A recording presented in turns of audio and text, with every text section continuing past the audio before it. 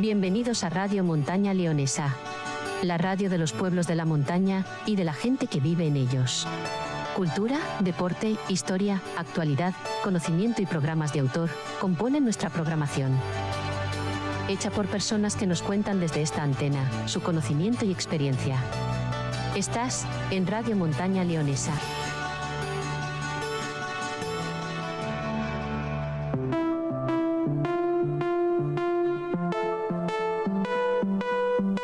En Boñar, hacemos las cosas amablemente. Un invitado con el que descubrir la vida desde puntos de vista inesperados. Conducido y presentado por Amable Pascual, en Radio Montaña Leonesa. Amablemente, píldoras de radio para descubrir personas maravillosas. Bienvenidos de nuevo otro día más a Radio Montaña Leonesa y bienvenidos al programa Amablemente. Hoy es un día, hoy es el gran día. Hoy tenemos una invitada que cada vez vamos compensando más el número de mujeres y hombres que vienen al programa. Lo vamos repartiendo poco a poco y hoy tenemos a una mujeraza que además nos acompaña habitualmente por la zona. Hoy no tenemos nada más y nada menos que Ángeles Caso. Hola, ¿qué tal, Amable? Lo de mujeraza, bueno, no sé si es bueno o malo. Hombre, siempre es buenísimo. Ángeles, es que es una alegría, un honor, un no sé qué que estés aquí hoy con nosotros. Para mí. Oye, sabemos que te gusta la zona y que estás por aquí, por la montaña, porque tú eres asturiana. Sí. Pero algo tenemos por aquí que también te gusta, ¿verdad? Bueno, los asturianos, ya sabes, solíamos venir mucho por el verano a la montaña de León o a León. Hay otras zonas también, como Valencia de Don Juan. Y yo soy de esas niñas asturianas que pasaron todos los veranos de su vida en la montaña leonesa. Y por lo tanto, bueno, para mí esto siempre ha sido el paraíso, porque los mejores, o una parte de los mejores recuerdos de mi vida están ligados a este paisaje, ¿no? Así que sigo teniendo una conexión afectiva, emocional y real, física, pues con la zona, claro que sí. Nosotros encantadísimos de que compartas con nosotros algún rato y nada, que siga así. Ángeles, que no tenemos muchos invitados que podemos ir a la Wikipedia a ver lo que hacen, pero aquí yo consulto y dice... Bueno, no te fíes mucho de la Wikipedia, bueno, pues tú me dirás. No sé quién se dedica a escribir, pero inventan unas cosas, ponen unas cosas rarísimas. Escritora, traductora, periodista, editora, política y feminista española. ¿Sobra algo o falta algo? Sobra política, que no lo soy. Y periodista, que tampoco lo soy. Yo como mucho me defino como comunicadora, nunca he sido periodista. Me he ganado la vida durante algún tiempo ejerciendo labores cercanas al periodismo, digamos, pero nunca he tenido esa vocación. Yo soy historiadora de formación y esto me ha impedido ser periodista, fíjate, porque los historiadores tendemos a pensar que hasta que no pasan 50, 75 años, 100, no empiezas a ver lo que está ocurriendo de verdad, ¿no? En un momento determinado.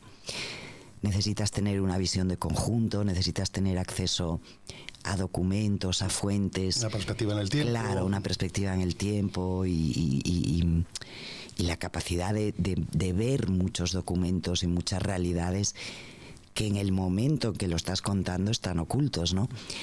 Entonces, yo cuando he ejercido eso que se llama el periodismo en informativos y tal, pues lo he pasado mal porque nunca estaba segura de que lo que estaba contando tuviera nada que ver con la verdad, ¿no? Entonces, quería no es algo en lo que me sienta cómoda. Quería comentarte algo que me dices ahora de periodista, porque bueno, hay que tener una cierta edad para acordarse, no mucho tampoco, que presentaste el telediario. No, mucho, es que hace 40 años, en 85, Amable. 86, pero es que te he visto una nota brujuleando por ahí en El País y cuéntame. Sí. La tele me quemó desde el día 1. Sí, yo detestaba la tele, sí. La detesté desde que me senté allí, sí. No tenía nada que ver conmigo, además yo era una persona que veía muy poco la tele. A mi casa llegó muy tarde, yo debía de tener 13 o 14 años, fíjate, cuando entró la televisión. Éramos una familia más de leer todos y bueno, y a lo mejor de oír la radio, los informativos se oían en la radio, ¿no? Y la tele nunca fue una leyenda para mí. Jamás había pensado que iba a trabajar ahí, no me interesaba nada. Yo estudié historia, me especialicé en historia del arte y bueno, mi sueño era trabajar en un museo, ser conservadora, ¿no? El Prado, por supuesto. Pero cuando terminé la carrera en el 81 no había acceso a los museos. No se abrían plazas, estaba todo ese campo, estaba muy cerrado. Entonces, bueno, me fui de España, estuve una temporada fuera, volví, no acababa de encontrar nada. Y por una serie de casualidades de estas idiotas que a veces ocurren en la vida, un día me presionaron, vete a estas pruebas que había en televisión en Asturias, ¿no? Bueno, fui así con cero ganas. Y con cero ganas hice la prueba y no sé por qué me dieron el trabajo. Para ser cero ganas. Cero ganas, o sea, además es que me negué. Además, esos telediarios, me pidieron que contara un chiste, me negué. Me pidieron que hablaran asturiano, me negué. Yo era como que le den, si yo esto no me interesa nada. Y no sé por qué me dieron el trabajo y entonces fue como una especie de presión de ¿cómo no voy a firmar este contrato si tenía ya 24 años y no tenía trabajo y seguía viviendo en casa de mis padres? Entonces me sentí muy presionada y muy obligada, ¿no? Y cuando llevaba 3 o 4 meses trabajando en Asturias, me llamaron de Madrid para que fuera a presentar el telediario. Dije que no. Me volvieron a llamar, volví a decir que no. Y la tercera vez que me llamaron, me llamó el que era entonces el director general de Televisión Española, ahora sería presidente, que era Calviño, sí, sí. El padre de Nadia Calviño. Y bueno, me lo endulzó mucho y tal, y me sentí una vez más era muy joven, claro, tenía 24 años, muy presionada por mi entorno, pero tú eres tonta, pero ¿cómo no vas a ir? Pero tienes que intentarlo, pero... Y bueno, me sentí tan presionada que al final fui que Calviño me llamó un jueves y el lunes yo estaba presentando el telediario. Pero fui sabiendo que detestaba ese trabajo, ¿no? Realmente que no tenía nada que ver conmigo.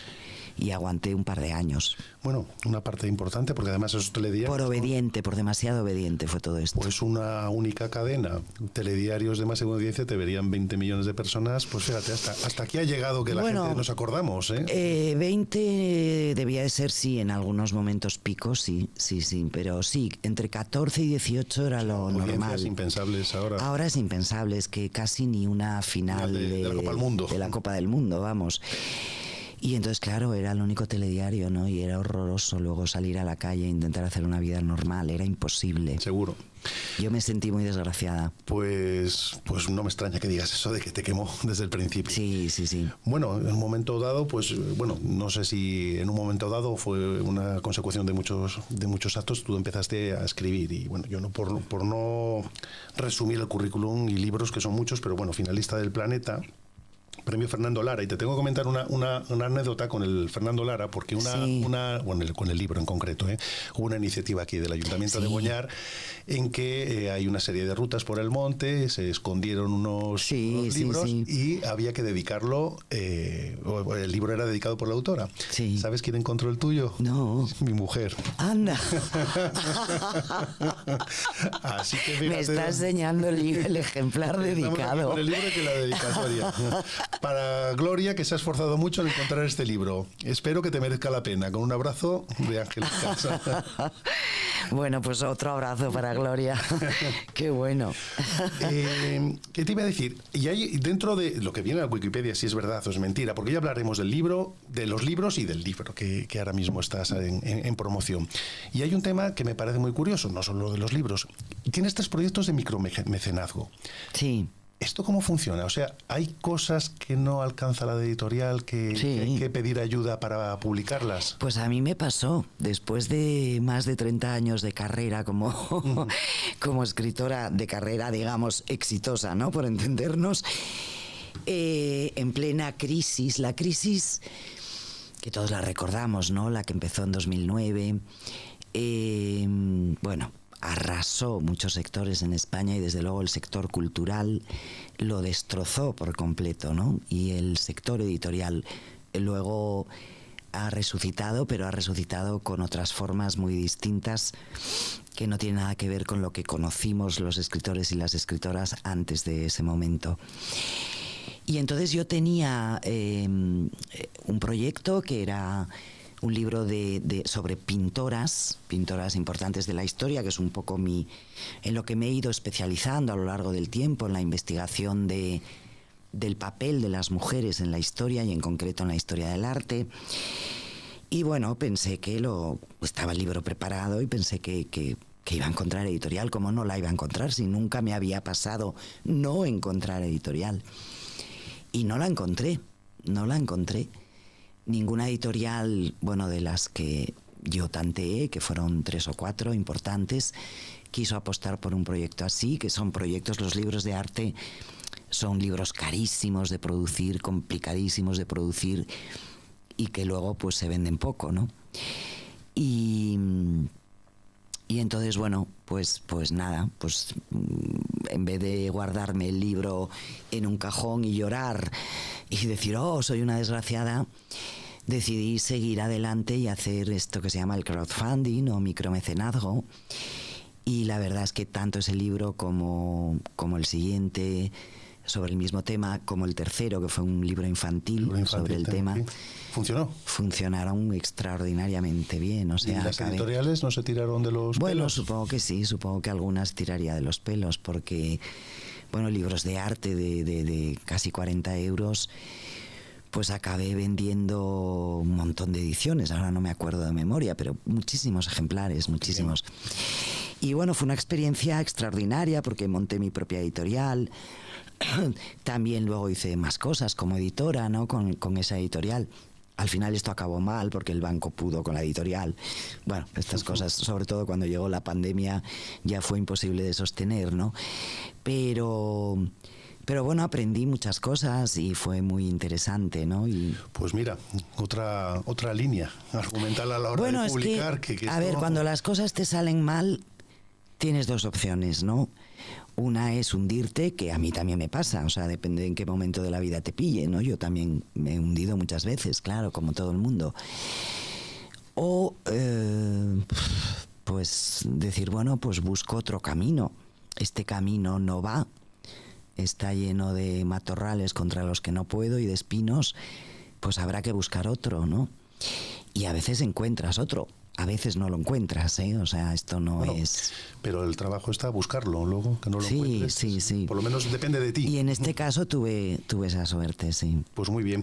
Oye, antes de pasar con el libro y esto que me parece interesantísimo, lo de tu libro, quería comentar de 2 cosas que me han surgido con el mundo de la literatura.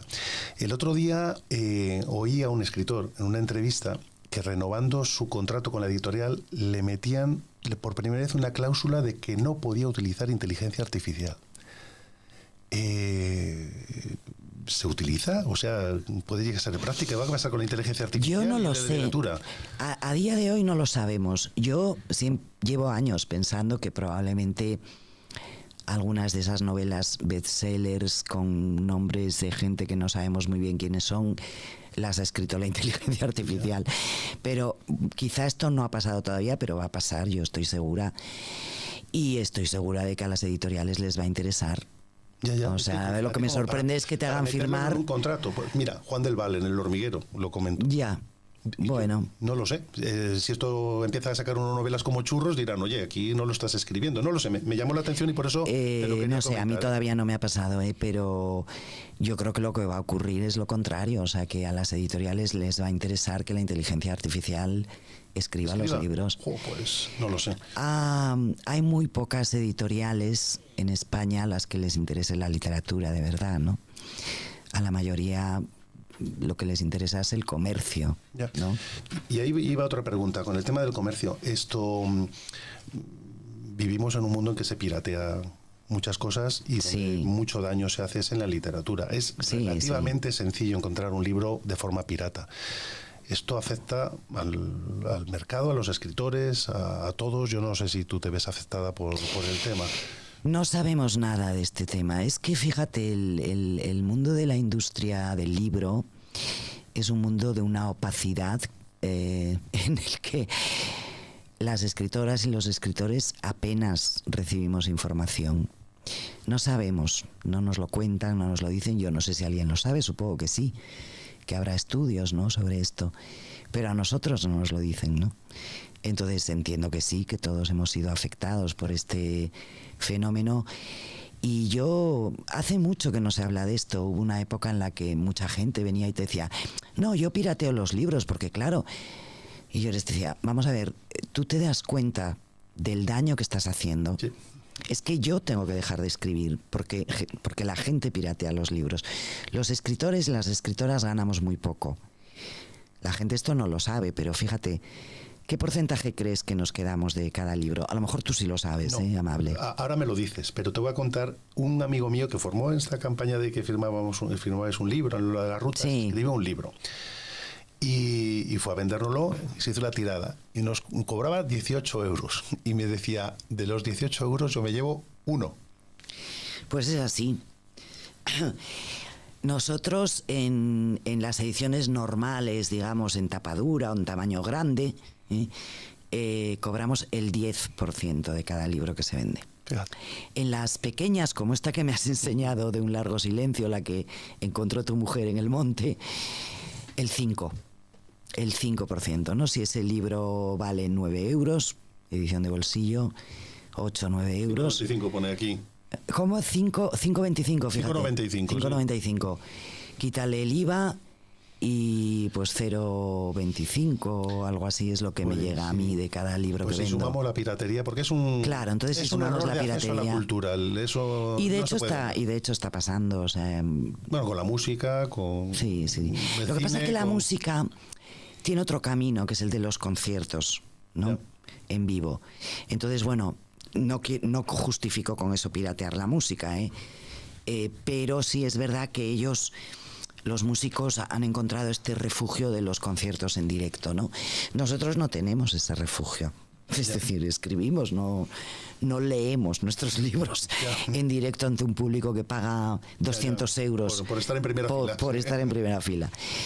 Entonces, bueno, esto nos ha hecho muchísimo daño. Yo creo que la gente no es consciente. Es que creen que, claro, como a la literatura la rodea tanto glamour, tanto prestigio, ¿no? Pero luego la trastienda, sí, trastienda es durísima, sí. Ángeles, estás ahora de promoción, que yo debo decir que no había leído nada tuyo. Ajá. Y fui a la presentación. No es obligatorio leer nada mío, ¿eh? Pero bueno, O sea, pero recomendable. me lo dices como no pasa nada. Pero es recomendable. Y te lo digo por lo siguiente, porque yo fui a la presentación del libro que tuviste en León. Y bueno, es un tema que la verdad yo ni se me había planteado, todo el tema de las mujeres en los siglos pasados, que ahora nos vas a comentar de tus libros, pero que no existían. Y yo digo, ostras, y dejaste unas perlas allí en la presentación, que digo, aquí, ¿qué pasa? Ay, qué bien, porque eso es lo que yo quiero, que la gente se pare un poco a pensar. Sí, yo me paré a pensar. El tema, bueno, yo por ponerle a la gente que nos escucha en precedentes, bueno, has escrito muchos libros, pero bueno, estás dedicando unos ensayos, uno que se llama Las Olvidadas, a las mujeres artistas desde la Edad Media hasta el siglo XVII, y ahora el libro que estás presentando, que es el de Las Desheredadas, que es de las mujeres creadoras del XVIII al XIX. Sí. ¿Qué ha pasado? ¿Qué hemos hecho mal para si nos preguntan, dime una pintora del siglo XVIII? Y no sabemos ninguna. La única pintora que ha existido en el relato común que todos conocemos es Frida Kahlo. Que bueno, pues no. Ha habido muchísimas extraordinarias además, ¿no? Y algunas geniales. Bueno, pues esta es la gran pregunta, ¿no? De qué ¿alguien se cree que la historia, eso que llamamos la historia, los libros de historia, los manuales, son la verdad de lo que realmente ocurrió? Hay que partir de ese malentendido. No son la verdad, son una interpretación de los hechos, ¿no? Y una interpretación sesgada, inevitablemente. Y en este sentido, en el sentido del género, es muy fácil de explicar, ¿no? La historia, el relato que estudiamos de la historia general, de la historia del arte, de la literatura, de la política, de lo que sea, de la medicina, ha sido construida a lo largo del tiempo y sobre todo a partir del siglo XIX por señores muy imbuidos de su mirada patriarcal, que han negado el sitio a las mujeres, ¿no? Es que, a las mujeres protagonistas y a las mujeres anónimas. Es que, y voy a una perla, que me pone. Hay que yo no lo sabía, pero hay un manual de historia del arte. Yo no lo Esto conocía, es tremendo. de 900 páginas, Sí. creo que son 900 páginas, Sí. es el Gombrich. El Gombrich. Que yo no sé si empezó a editarse en 1950. Sí, bueno, pues en pero esas que se sigue reeditando. Se sí. sigue reeditando. Bueno, y será el libro de cabecera, yo no Sí, sé sí, todavía sí, en las sí, sí, facultades sí. o en Sí, bueno, sí. pues este libro de arte que tiene 900 páginas, que habla de toda la historia del arte, no nombra a ninguna mujer en 900 páginas. Es increíble. No ha habido ninguna artista en ninguna disciplina. En ninguna. Según este señor, Ernest Gombrich, profesor de Historia del Arte en Inglaterra en la década de los 50, ninguna mujer, ni siquiera en su momento contemporáneo, porque él llega hasta su propio momento cuando escribe este libro, fue relevante. Pero lo triste no es que esto se escribiera en 1950, que ya era triste, es que, como decíamos, se sigue reeditando y se sigue estudiando en las facultades de Bellas Artes de este país. Sigue siendo el manual de referencia de la historia del arte, el famosísimo, tristemente famoso Gombrich. Y todavía el otro día, la última visita que hice al Prado, que hace un par de meses, me acerqué a la librería y allí coincidió colocando un montón de ejemplares del Gombrich porque se sigue vendiendo muchísimo. Y entonces vamos a ver, yo no voy a censurar un libro, no voy a decir que no se publique el Gombrich, pero sí pido que le pongan una cosita, una banda o algo, una faja, que diga, ojo, este libro es ficción. Claro. O los paquetes de tabaco. Claro, porque vender eso como la historia científica del arte, de la humanidad, desde sus orígenes hasta mediados del siglo XX, es una mentira. Entonces, bueno, pues por lo menos que lo expliquen, ¿no? Y creo que los profesores y profesoras, que las hay, que todavía recomiendan este libro, deberían reflexionar. ¿Qué quieres que te cuente? No, yo ya me he quedado con la copla. Pero mira, por poner un ejemplo que todos entendemos, todos tenemos en la cabeza que las pinturas de las cuevas, las pinturas del Paleolítico de hace 25.000, 30.000 años, las hicieron hombres, ¿no? Seguro que si tú te imaginas quién pintó los bisontes de Altamira, seguramente. Ya sé por dónde vas. Te imaginas un grupo de hombres entrando en la cueva tal. Pues seguramente no. No, es que ahora sabemos que no. Por lo menos sabemos que no hay ninguna prueba de que no hubiera mujeres. O sea, hay que pensar las cosas con otra cabeza. Hay muchas manos en las cuevas, han quedado en todas las cuevas pintadas, han quedado huellas de las manos y de los dedos de las personas que entraron y pintaron. Y ahora que hemos aprendido la ratio de Manning, en fin, una serie de técnicas científicas para saber si una mano es de hombre o es de mujer, y tenemos programas de ordenador que ayudan a hacer este estudio, los estudios han demostrado que el 50% de las manos son de hombre y el 50% son de mujer, de las manos de las cuevas. Lo cual quiere decir que probablemente, aunque no tengamos pruebas, el 50% de las personas que pintaron los bisontes de Altamira fueron mujeres y el otro 50% hombres, que responde además al equilibrio entre los dos sexos de la humanidad, ¿no? Volviendo un poco al libro, y me voy con el siglo XVIII y el XIX, pero con respecto al siglo XVIII, un siglo de revoluciones, de la Revolución Francesa, y lo más lo comentaste allí en la presentación. Yo no sé si de aquellos, como se dice, lodos vienen estos barros, que traicionó a las mujeres, que siendo tan revolucionado, egalité, fraternité, pero la egalité se quedó entre comillas, le puso a la altura, como ponías, les negó la condición de seres políticos a las mujeres. Sí. Y bueno, quedaban representadas siempre por los maridos. Sí. sí. No lo sé si eso es un punto de inicio o es una continuación del antiguo régimen al nuevo régimen. Bueno, es una continuación del patriarcado que se inicia hace 4.000, 5.000 años en Mesopotamia.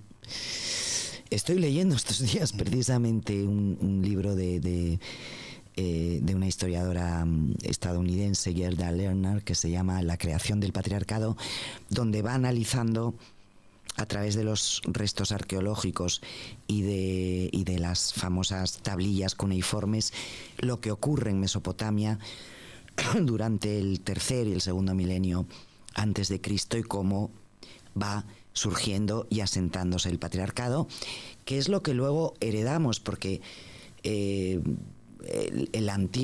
la Biblia, el Antiguo Testamento, nace como heredero de esas culturas, ¿no? Y nosotros todavía procedemos de ahí. O sea, procedemos de Mesopotamia, de los primeros estados mesopotámicos en los que nace el patriarcado. Y bueno, va habiendo vueltas de tuerca diferentes a lo largo de los milenios y de los siglos, ¿no? Esto no es un proceso nunca que ocurra de un día para otro. Y a finales del siglo XVIII, durante la Revolución Francesa y todo el proceso de construcción de la sociedad contemporánea, que es una sociedad burguesa en la que la clase media llega al poder y de alguna manera nos cargamos las antiguas jerarquías sociales de la aristocracia, etcétera. Ese momento es otra vuelta de tuerca contra el género femenino. A peor. A peor, a peor.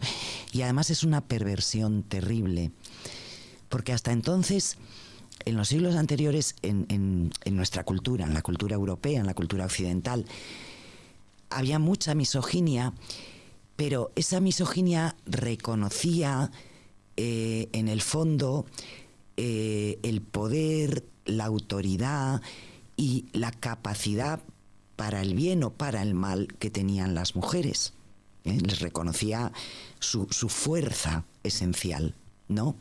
Entonces se decía, los moralistas, los teólogos, los poetas, los escritores decían: las mujeres son las hijas de Eva y por lo tanto son malvadas por naturaleza. Hay que desconfiar de ellas. Pero fíjate lo que están reconociendo ahí, que teníamos mucho poder y podíamos ejercerlo para el mal del género masculino, sí, obviamente. Pero poder había. Claro. La sociedad burguesa, que empieza con la Revolución Francesa, inventa, por el contrario, el mito del ángel del hogar. Le da la vuelta a eso por completo. Pasamos de ser las hijas de Eva pecadoras, dulces, a ser el ángel del hogar, la mujer sumisa, dulce, obediente, que no conoce el pecado, que no conoce el deseo. Ángel, es decir, es un ser sin cuerpo.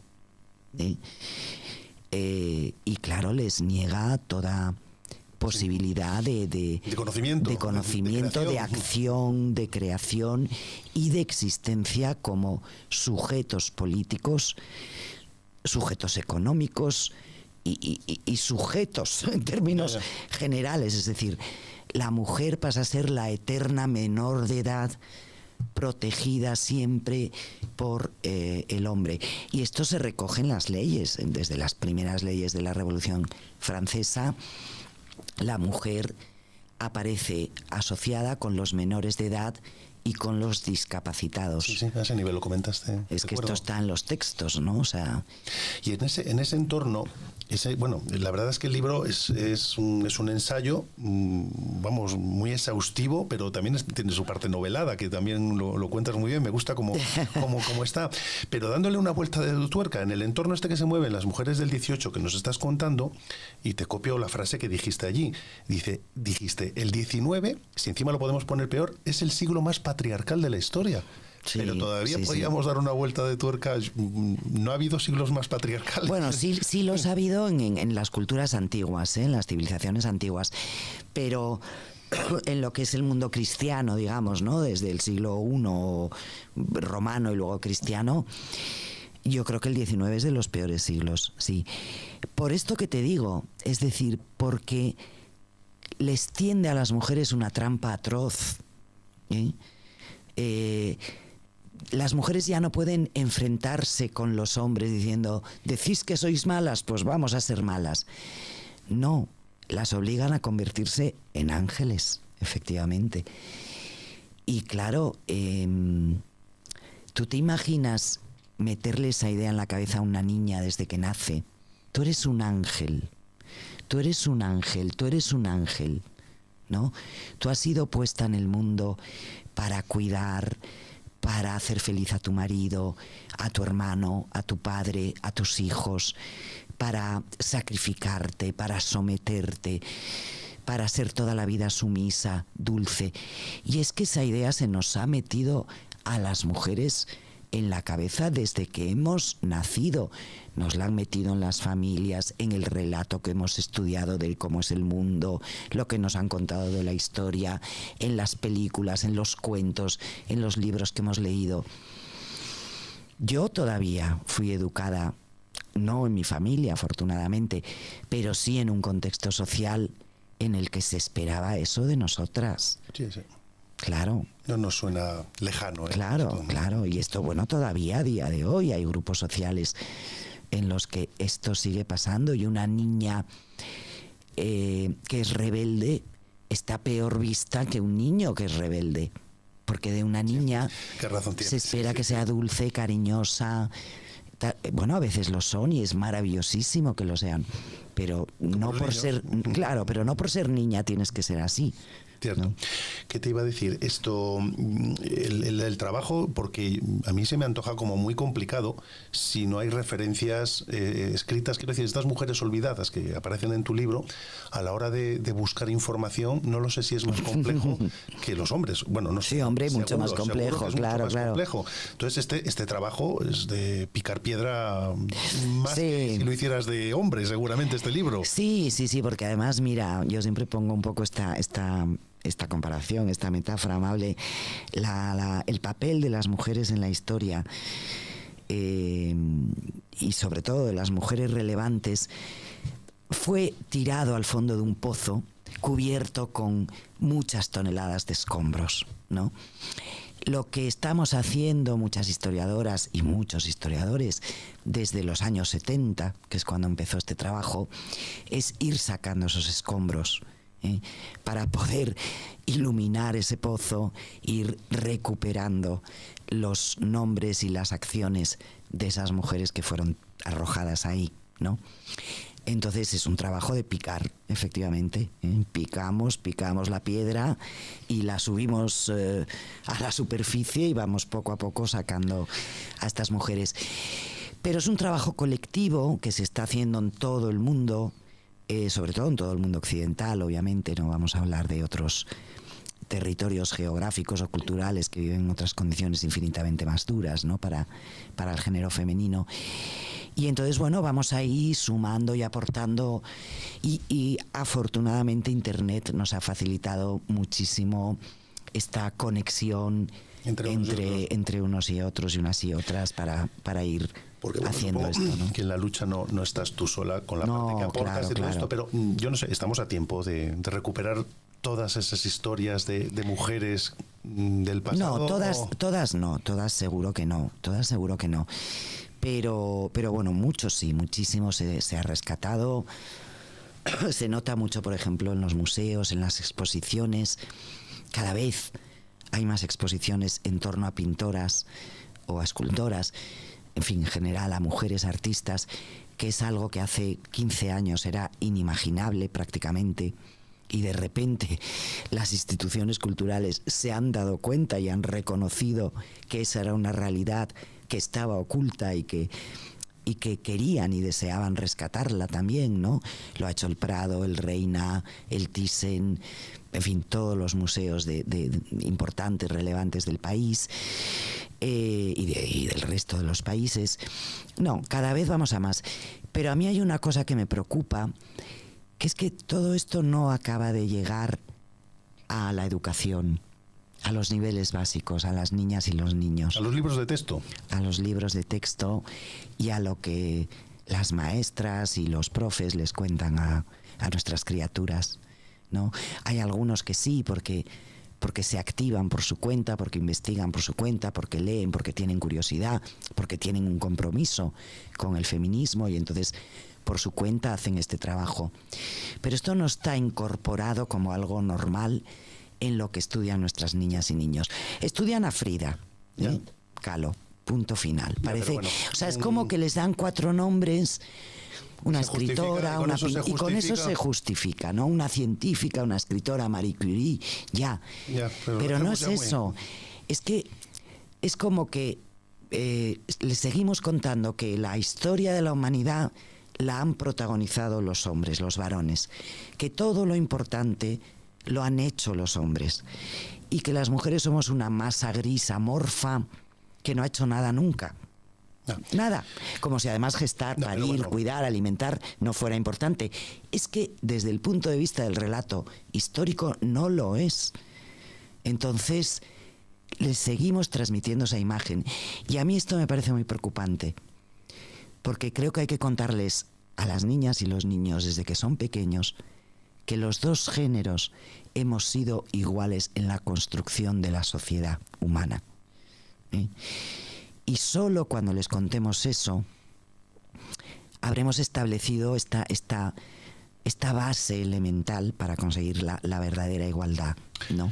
A ver si entre todos, porque bueno, claro, lo ponemos en manos de los políticos, pero yo creo que también es una parte de educación en casa, empezando por las familias. Empezando por las familias, claro. Porque a veces siempre lo ponemos en terceros, a ver si alguien se ocupa y bueno, vamos a aportar cada uno lo nuestro. No, cada uno lo nuestro en nuestra casa, eso es la clave también. Pero desde luego hay que revisar el temario que estudian nuestras niñas y niños y cómo les enseñan. Estás ahora de promoción, que no sé si es lo más divertido de escribir un libro. Es muy divertido. Sí, porque bueno, yo no lo sé si lo mejor es documentarse, lo mejor es escribir, lo mejor es promoción, si firmar, hay otra vez a poner aquí... Cada fase tiene sus cosas, ¿no? Documentarse, a ver, yo es que me documento todo el tiempo, quiero decir que mi vida gira en torno a lecturas y a investigaciones y es a lo que dedico todo mi tiempo, no es que haya investigado en concreto para este libro, alguna cosa sí que me faltaba, pero quiero decir, esto es el fruto del trabajo de toda una vida dedicada a esto, ¿no? Desde que terminé la carrera, al principio por interés personal y luego ya por interés personal y profesional, ¿no? Pero investigar es extraordinario, escribir, yo lo paso mal escribiendo, debo decir. 8 horas y dices que me pille la inspiración 8 escribiendo. 8 horas de escribir es agotador. Seguro. No te lo puedes ni imaginar. O sea, te mata. Pero te mata, ¿eh? No se puede escribir 8 horas. No, porque no sobrevives. O sea, es imposible porque la actividad cerebral mientras estás escribiendo es de una intensidad que el cuerpo no lo aguanta. Hablamos muchas veces de la actividad física, pero claro, hay 8 horas delante. Es que es más insano, ¿eh? Seguramente. El cansancio físico es más sano que el cansancio mental, ¿eh? El cansancio mental es muy insano y llegas a la cama, estás exhausta y no te puedes dormir porque la cabeza sigue funcionando. Yo hago mucha meditación y muchos ejercicios de relajación porque a veces si no sería capaz de llevar una vida medianamente normal, ¿no? Y luego la fase te digo, yo escribiendo sufro, pero bueno, también tiene momentos maravillosos de ¡ay, qué bien me ha quedado esto! Y por fin he terminado este capítulo, bueno. Y luego la frase de promoción es cansada, pero es buena, ¿eh? Es buena para el escritor. Cada día en un sitio. Noticias Ángeles Caso. Sí, he recorrido en 2 meses media España. En no sé dónde. Sí. He cruzado la península no sé cuántas veces en estos 2 meses. Oye, pero, escucha, los escritores trabajamos completamente solos. O sea, yo el año pasado me encerré con este libro durante meses y meses, pero me encerré textualmente, ¿no? Y no sabes si lo estás haciendo bien, si lo estás haciendo mal. A veces crees que lo estás haciendo muy bien y te equivocas, a veces lo contrario, ¿no? Entonces, verte con los lectores y las lectoras, recibir un poco el feedback de lo que ellos piensan de tu libro, recibir los aplausos en el sentido metafórico, ¿no? Y también los físicos. Que también gustan, ¿no? Pues todo eso es un poco lo que nos hace seguir escribiendo, porque si no supiéramos nada de lo que piensan la gente que lee nuestros libros. Tiene que haber un feedback por lo claro, menos es que si qué no, opina uno. Claro. ¿Qué te iba a decir? Bueno, las olvidadas de la Edad Media, siglo XVII, las desheredadas, que es el que estás ahora promocionando, 18-19, y va a haber uno del 20. Pues teóricamente sí, pero no lo sé. No lo sé. Es que todavía creo que estoy agotada de escribir las desheredadas. Mujeres, bueno, en todas las épocas, pero en el 20 no sé si sería... Sí, no, la idea era hacer efectivamente una trilogía, Las olvidadas, que se reeditará ahora en primavera, Las desheredadas, y el tercer tomo, todavía no tengo claro el título, sobre las primeras décadas del siglo XX hasta mediados del siglo, ¿no? Todo lo que fueron las voces del sufragismo y las voces de las voces y los pinceles y el pensamiento de las vanguardistas, ¿no? Que marcaron el mundo contemporáneo. Esa es la idea. Vamos a ver cómo transcurren las cosas, porque cuando terminé el primero, Las olvidadas, dije, bueno, ahora me tengo que poner con el segundo. Ya han pasado 20 años. O sea que, imagínate, no pongo yo la mano al fuego por mí misma. Bueno, seguro que te pones. Oye, quería comentarte, bueno, no aparte, porque estamos en el mundo de las mujeres trabajadoras, de las mujeres creadoras y todo esto, pero un debate que me pareció muy curioso que surgió en la presentación de León. Y estuvimos hablando de las mujeres trabajadoras y todo esto, y una de las grandes olvidadas que nos toca por aquí, que eran las mujeres mineras. No sé si recuerdas que hablamos de aquí. Sí. Comentaste que en la Escuela de Minas, que hay estudios, miles, 10.000 o lo que sea, nunca se habían nombrado las mujeres mineras. Y te voy a decir que aquí, cerca a nosotros, aparte de que hay una zona de minas, tenemos la mina de Talco, y efectivamente había mujeres mineras. Otra línea de mujeres olvidadas también. Es impresionante esto. Es que siguen queriendo hacernos creer que las mujeres nunca han trabajado. Y la inmensísima mayoría de las mujeres que han poblado el planeta han pertenecido a las clases humildes, no a la aristocracia ni a la alta burguesía rica, y han trabajado en todos los sectores. Y lo de la mina, fíjate, yo es una de las cosas que descubrí preparando este libro, que no la sabía antes, ¿no? Estaba trabajando en uno de los capítulos sobre los primeros movimientos obreros y cómo dentro de los primeros movimientos obreros surge el feminismo, porque las mujeres del socialismo original, inicial, ¿no? Antes de Marx, se dan cuenta de que tienen que reivindicar su condición como proletarias de los proletarios y empiezan a separarse de la causa obrera general para centrarse en la causa feminista específica, ¿no? Y bueno, empecé a buscar documentación tal y empecé a encontrar datos sobre las mujeres mineras de Francia, de Inglaterra, de Bélgica, de Polonia. Y entonces empecé a buscar datos sobre las mujeres mineras de España. Y descubrí poquísimo. Es decir, descubrí que las hubo hasta hace muy poco tiempo.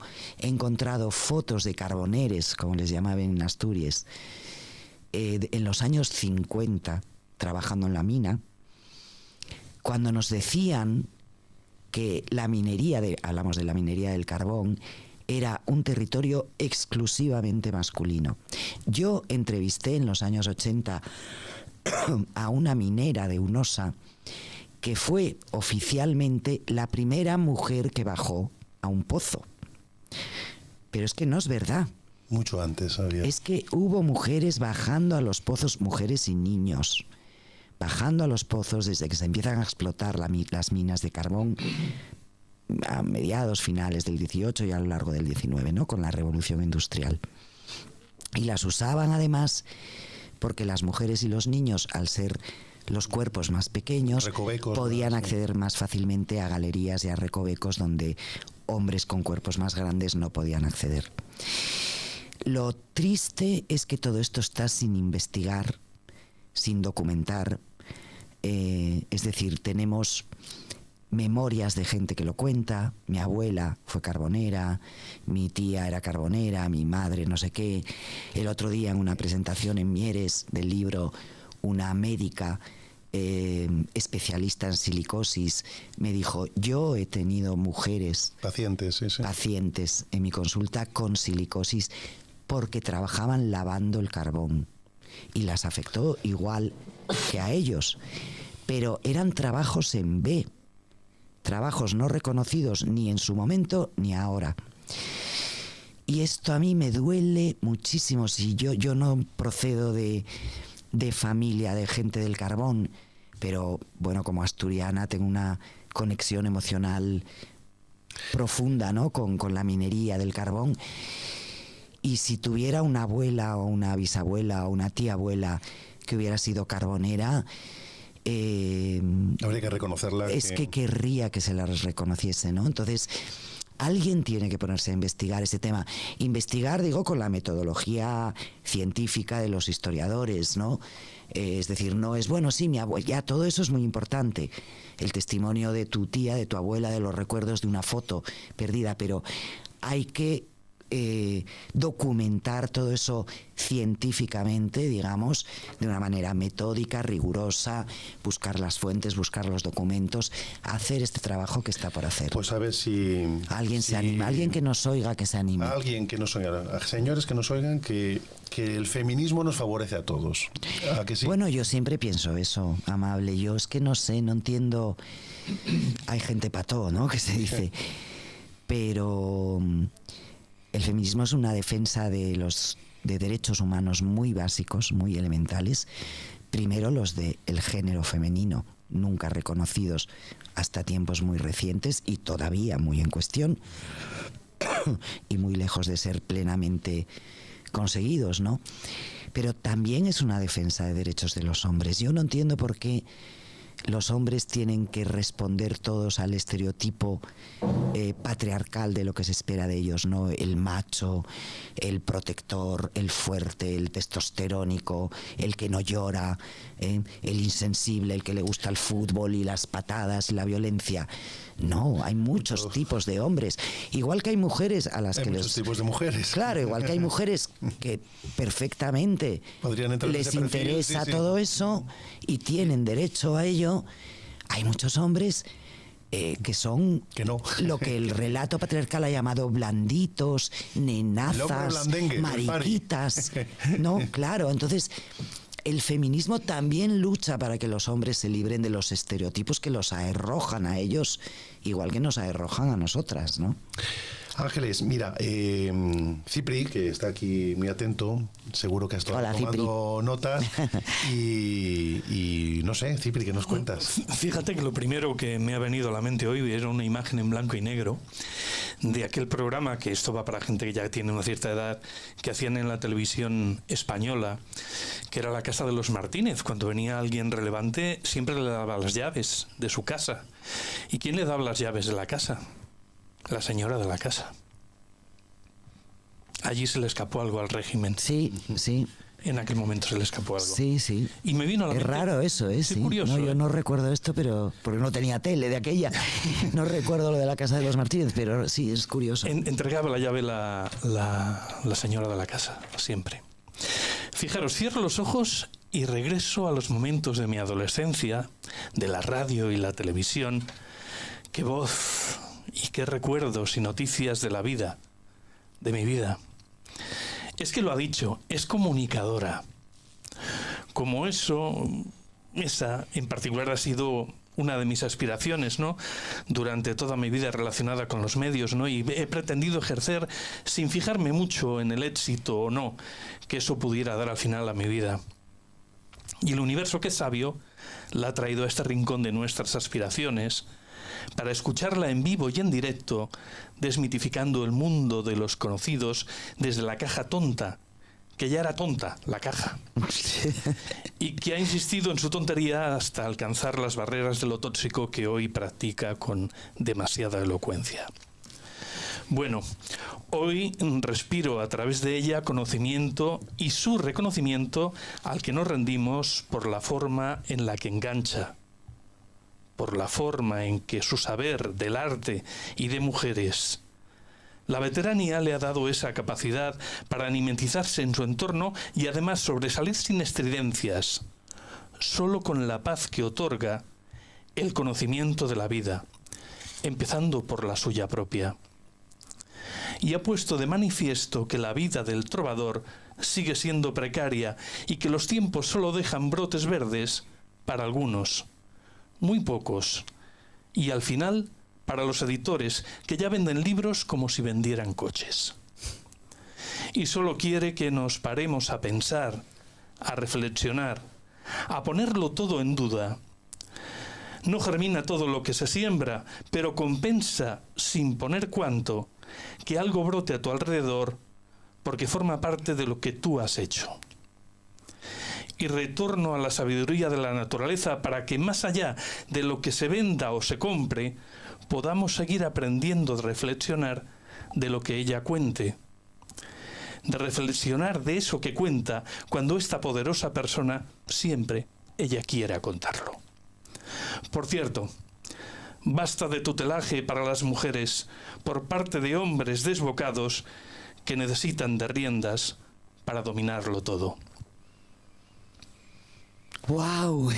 ¿Qué te parece? Qué cosa más preciosa, Cipri, gracias. Gracias a ti, Wow, Ángeles, qué maestra. bonito. Maestra. Bueno, no, mamá, ¿qué va? Estamos en ello, estamos en el proceso de aprendizaje, a ver si alguna vez en la vida conseguimos ser maestros o maestras en algo. Pero lo dudo, pero bueno, lo intentamos. Ahí estamos. Ángeles, que muchas gracias por venir aquí. Ha sido un gusto, ha sido un gusto. Que quiera enterarse de muchas cosas, que lea las de Sí, Desheredadas. pero, y me dejas decir una cosa a la gente de la montaña de León. Muchas cosas. Mira, tenéis un espacio, Amable, que esto es una belleza.